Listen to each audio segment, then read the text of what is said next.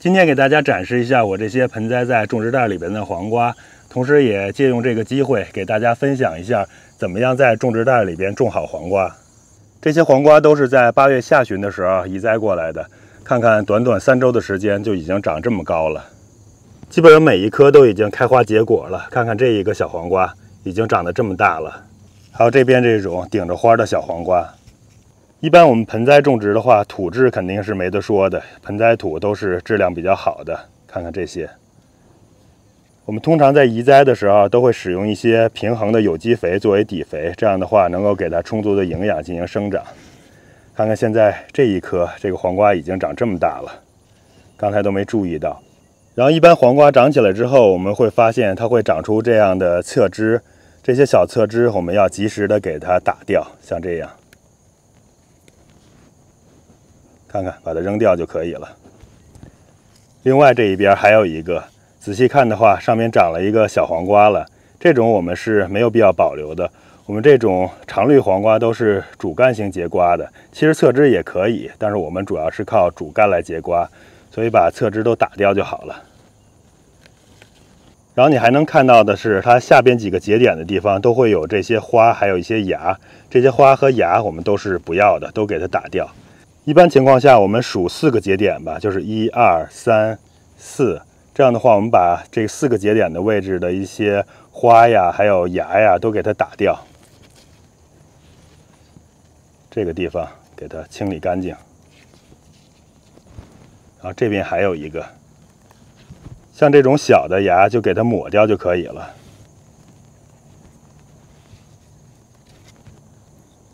还有就是这些须须，如果你有时间有精力的话，也可以给它揪掉，因为这些须须也是比较消耗营养的。如果不好揪的话，就用剪刀给它剪一下。我们再仔细看看这个地方，这些芽我们都这样给它抹掉就可以了。然后后边的这个花儿我们也给它摘掉。最底下这些老叶我们也可以给它打一打。现在来看看这一颗下部的空间，这个地方是不是显得特别的整洁？这个黄瓜的下边已经再也没有任何的花或者是芽点了。下边的老叶清理干净之后，也能促进下边土壤根部的光照还有通风，有利于它的生长，也不容易得病。我们再往上走，这种须须可以给它揪掉，然后就是这边的这种小的侧芽也给它打掉。这样这一颗就轻松的整理好了。接着下一颗也是同样的操作，掐掉这个芽点，然后打掉这些花儿，这种已经老掉干掉的叶子把它掐掉，还有这种最下边的叶子打掉，须须打掉，这个须须打掉，然后这儿就是我们要保留的第一个瓜，这个应该是很快就可以长大了。然后瓜下边这个地方，这个地方大概是第4到5个节点，这个地方我们也打掉。小花摘掉，这个侧芽也不要。这样的话，这颗就也整理好了。像这种子叶，我们通常也是给它揪掉就可以了。还有它旁边最下边的这种叶子，像这个已经是有点生病了，这种靠下的，我们给它摘掉。这个须须，看到这个旁边这儿有一个小的黄瓜。像这种位置特别低的黄瓜，我们就不保留了，给它摘掉就可以了。然后这个花点还有芽点也打掉，因为我们往上看可以看到这儿有一个长得特别好的黄瓜，这个就可以作为我们第一个保留的瓜了。大家如果从远处看的话，可能注意到了，我们给每一盆都插了一个小棍子或者是小竹竿。你可能会觉得种黄瓜的话，插这种竹竿太矮了吧？其实大家看到已经都长到竹竿的顶部了。我们插这种竹竿的目的不是为了让它在这里爬架，就是临时给它一个支撑。因为现在是秋天了，已经是最后的一批黄瓜了。现在的黄瓜在外边生长季节已经不是很足够了，而我们同时大棚又没有完全的准备好，所以我们要有一个临时的处理方式。看过我们上一次移栽黄瓜视频的朋友应该也知道了。我们大棚给整理好之后，我们就会把它搬到大棚里边。这样的话，这批黄瓜实际上是要种植在棚里边的。另外就是你可能也已经注意到了，像这些叶子上有这种斑点，这些都是真菌性的疾病。当然这些白的是之前硅藻土的痕迹，所以白的这些不用担心。并不是白粉病什么的。像这种被真菌感染过的叶子，如果是比较靠下又是比较严重的话，我们就可以给它轻松的摘掉了，不用保留。像这种叶子它不是很严重，只有一点点，然后长得又比较靠上，叶片也比较大，我们需要它进行主要的光合作用，所以这种叶子是不能摘掉的。我其实已经给它喷了有机的溶剂了，所以它的病害应该是能控制住了，我们也不用太过担心。如果后面不行的话，还可以1周之后再给它喷一次。邻居家又开始割草了，每次割草机一响，背景的噪音都是特别大，而且到处的狗都在叫。这边有一颗黄瓜，下边的叶子真菌感染特别的严重，像这种的话，我得把这几片叶子都给它摘掉。看看这个，这颗也是，这还有一个，这种紫叶给它打掉，然后再把花给抹一抹。这边这些整理的就差不多了。秋天种黄瓜一个最大的挑战就是真菌猖狂，真菌感染太严重了。春天会好很多，所以秋天种黄瓜的话，一定要给它预防。一般我们预防可以用传统的小苏打呀、白醋呀、双氧水之类的，这些都是比较土的一些方法吧。然后我一般会用苦楝油做一些防治。如果说苦楝油的预防也不太管用了，那个时候我就会用有机的溶剂给它稍微喷一喷。通常对这些黄瓜呀、这些菜类的，这个有机溶剂还是挺有效的，一般喷一次就会有效果。然后再结合着把这些病叶、老叶及时给它摘除掉，能让它通风透光，这样的话也能阻止这种病菌的传播。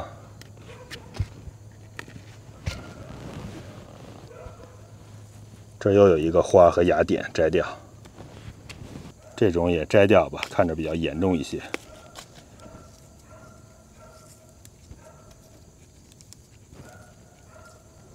这种被摘掉的叶子，因为上面带有真菌，所以要扔的离菜园远一点，也不能用它们来堆肥。不知道大家有没有注意到，我这次用的是这种小夹子，把黄瓜藤给它固定在这个小棍子上的。这种小夹子比绳子要方便很多，因为就这样一夹，轻松的就搞定了，而且可以重复使用，还是挺好的。我们可以这样每隔一段给它加一个夹子，看看上面这个夹子可以夹在上面的地方。这样的话，像这些须须，我们就可以完全给它打掉了，因为我们已经不太需要让它用这种须子把自己固定在旁边的竹竿或者是木棍上了。刚刚突然发现这个地方居然长了一种这样的虫子，这种须须都可以给它揪掉。看，我突然发现这种豆甲虫都来到黄瓜的叶片上了，通常它是不吃黄瓜的，给它弄走。像这种须须，如果你不想打掉，或者是没有时间的话，也可以就不管它，它的作用和影响没有那么大的。这次是丽丽负责整理我们大棚里的空间，我提前先把黄瓜的水肥给它上足了，等到棚里边整理好了，就可以把黄瓜搬进去了。大家如果是对什么时候追肥有疑问的话，那么现在刚好是一个最佳的展示时机。大家看看，大概就是长成目前这个样子，上边已经开始结小黄瓜，黄瓜开始要膨大的时候，这个时候我们一般给黄瓜追肥是比较好的一个时机。像这种种植到盆栽的黄瓜，我们在追肥的时候，尽量在盆的边缘的地方给它挖浅浅的、非常浅的沟，因为黄瓜的根系特别的浅，你要是在它黄瓜根系近的地方挖下去的话，那就伤到它的根了。所以应该在边缘的地方，而且也不能挖太深，或者说你也可以就是不挖沟，那样的话到时候再往上边培一点土就可以了。肥料我还是用这种最常见的 Gardentone 的344的有机复合肥，给它抓上2把，撒在边缘。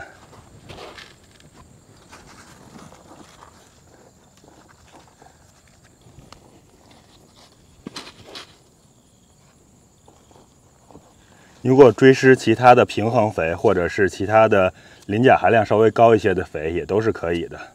我刚刚发现，即使是我在种植袋边缘的地方轻轻地挖一个小沟，也能发现这种细细的毛根儿。因为我这次用的种植袋是比较小的，大概是7、8加仑的样子，所以这次我就不去把土给它挖沟了，我直接在边缘的地方撒上2把肥就可以了。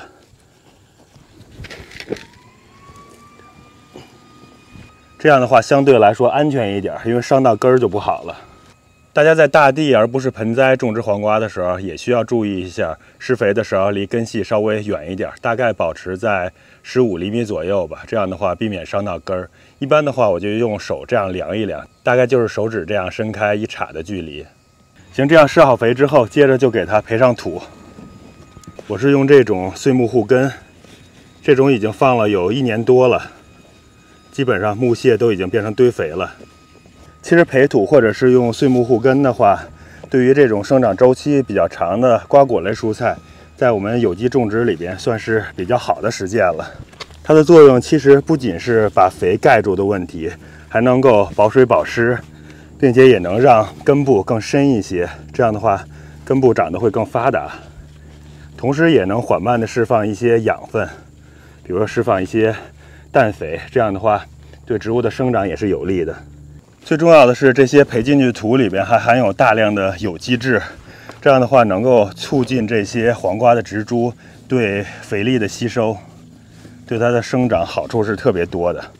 刚才突然想到，我们刚才说施肥的时候要保持离根部大概有15厘米的距离，就是平常我们种菜的时候，尤其是想快速的种植，种熟了之后，我们就可以用一些身体上的参照物来度量。比如说，我就是用这样1杈的距离，刚好就是6英寸，也就是15厘米。当然，这是我自己的这个度量方式了。还有，如果我要想量出1英尺，也就是30厘米的话，我会攥着拳头，这样的话就是拳头到小臂的距离，我自己量了量，刚好就是1英尺。所以我大概就是，如果想知道它距离的话，我大概就是用自己的小臂加拳头这个距离量一量，或者就是用2个手指这样撑开来量一量，我就知道非常准确的距离了。大家也可以找一找这样的参照物，比如说用自己脚的长度呀，或者是身体的其他的一些长度。还有的人会找一些小木棍啊，或者是 PVC 管子来截出一段，比如说1英尺长的距离作为参照物，那个也是挺好用的。最后是浇水，要浇的稍微充足一些。我们追过肥之后，千万不要忘了浇水。否则的话，虽然是有机肥，也有可能对根造成一定的伤害。我们浇过水就完全没有问题了。看看刚才培的土里边有这种大蜗牛，这种蜗牛我们还是给它挑出去。虽然它可能对黄瓜没有什么太大的伤害，但是还是把它扔出去吧。这种毕竟是菜园的害虫。我这1壶水浇给5颗黄瓜就差不多了。种植到盆栽的时候，因为种植袋里边保水性比较差，所以我们浇水还是要勤一些。其实施肥的话也是稍微勤一些，或者是量稍微多一些也会好点儿，因为它不像大地那样保水保肥的能力没有那么强。等后面开始摘第1瓜的时候，我们可以再给它追点肥。使用种植袋种植黄瓜的一些要点，我感觉我刚才应该已经说的差不多了。现在还有2点可能给大家再分享一下，一个就是用这种种植袋种黄瓜，或者其实种其他的菜也是，都是比较灵活。一般我早春的时候，比如说我之前种西红柿呀，或者是茄子之类，就是早春的时候，你可以很早的就把它种下去，这样的话可以在屋里边啊，或者是大棚里边保暖，然后等天气暖和了再把它拿出来。或者是如果说天气已经暖和了，但是突然遇到一些，比如说一些不太好的天气啊，突然降温了，那这个时候我们还可以把它搬回屋里或者是大棚里边进行保温保暖，这是比较灵活。还有就是在现在这个时候，我们可以先在外边种出来，因为这个时候我棚里边还没有完全收拾好，就是之前种的西红柿还没有拉秧，没有清理干净，这个时候把它种出来，等它长到这个高度差不多吧，我们就可以给它搬进去了。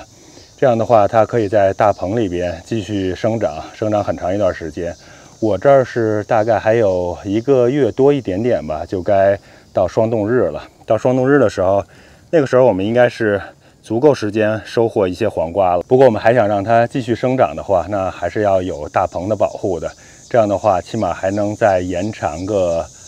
最短2-3周吧，有2-3周的收获。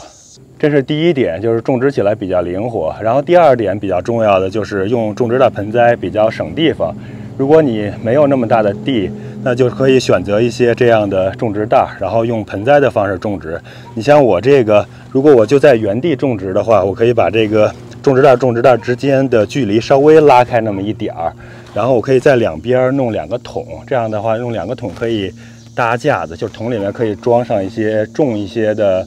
土啊，或者是石头给它压住，然后在2个桶里边搭2个柱子，上面拉一个横梁，这样的话就可以把这些黄瓜吊在这个上边了。当然现在这个季节不行了，就是如果你是春天的时候，或者是秋天早一些的时候，想在外边种植，就可以用刚才说的方式。如果在没有地的情况下，就可以用种植袋轻松的种出很多的黄瓜了。行了，现在我这边的工作就都做好了，等一下丽丽把棚里边清理干净，我就可以一盆一盆的把这些黄瓜搬到棚里边，让它继续生长了。然后那个时候也可以用绳子把黄瓜给它吊起来，让它往更高了爬就可以了。再来看一下同一时期棚里边移栽进来的黄瓜，这个黄瓜长得就要快很多了，看看已经长这么高了。而且看看第一个结的黄瓜都有长这么大的了。棚里边一个好处是，我们撒比如说像这种叶子上的硅藻土，因为不受风啊雨啊的影响，所以你撒一遍它就会持久的在上边，这样的话对防虫啊防真菌啊好处还是很大的。有很多朋友说硅藻土啊像这些东西，或者是喷在叶面的一些有机的杀菌剂杀虫剂什么的，都是不是很有用。那主要是因为可能你喷过之后啊，它就刮风下雨啊，还有日晒，这些让它的效果就大打折扣了。但是如果在棚里边，效果就非常显著，因为棚里边毕竟是受保护的嘛。再来近距离看一下这个黄瓜，应该是要不了几天就可以摘下来吃了。之前有朋友留言提醒说，使用硅藻土的时候要特别的注意，因为硅藻土是对肺是不好的。确实是这样，我们撒硅藻土的时候最好是戴上口罩。另外就是，如果你喷洒上之后，再用喷雾剂稍微把它喷湿一下，这样的话硅藻土就可以粘在叶片上，这样风一刮就不会刮得到处都是。另外就是硅藻土其实对防菜青虫也是很有效果的，比如像这棵我之前撒了硅藻土，看看叶片上还有一些痕迹，这个叶片上边虫眼就特别的少。然后我们再看旁边的这棵，像这一棵其实也撒了，但是因为它离旁边的这个网比较近，下雨的时候就会雨淋进来，就把硅藻土冲掉了。看看这个冲掉的部分，就开始长菜青虫了。看看叶子被咬的，这还有一个菜青虫。然后那片叶子也是咬了好多的洞，基本上都是靠近这个网旁边的地方，容易被雨淋洒的地方，看看这个虫子就比较严重。然后这种靠近里边的，雨不容易洒进来的就会轻很多。看一下这种小颗的也是，里边的好很多，外边的都是虫眼儿。这一颗虽然也有点虫眼，但是跟它旁边的比起来还是要好了不少的。看这一排基本上都是类似的。这个棚里边的这些西红柿，丽丽还是没有时间给它清理出来，所以我们就等下次再跟大家分享我们把黄瓜移进棚里边的情况吧。那个时候估计大棚里边原有的一些黄瓜都可以摘下来吃了。